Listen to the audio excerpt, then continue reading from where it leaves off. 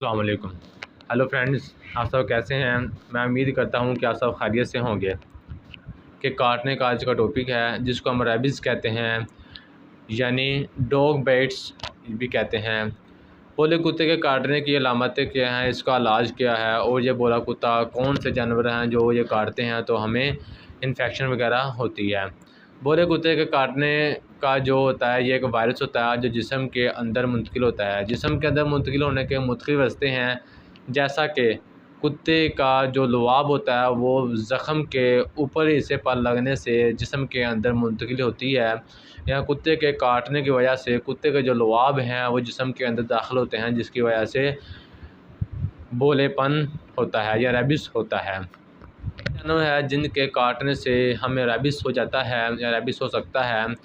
पहले नंबर पर आता है कुत्ता जिसको हम डॉग कहते हैं, लोमड़ी और बिल्ली वगैरह। इन जानवरों के काटने से हमें रेबिस हो जाता है, जिसकी वजह से वो ख़तरनाक होता है।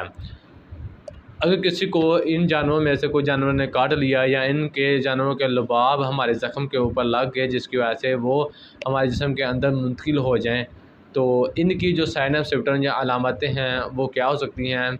सुस्ती होती है, गुनूदगी होती है, थकावट, जिस्म दर्द करता है।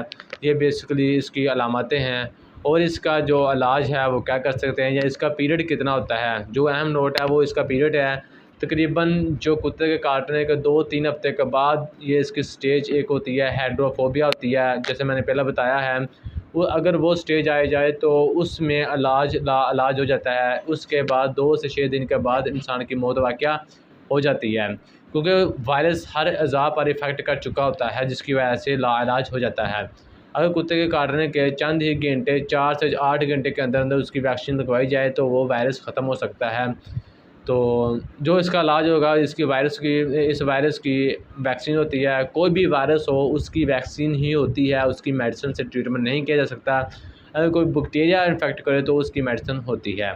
उम्मीद करता हूँ कि आज की वीडियो आप सबको अच्छी लगेगी। कमेंट्स करके लाजमी बताएँ। मुझे इजाज़त। अस्सलामु अलैकुम।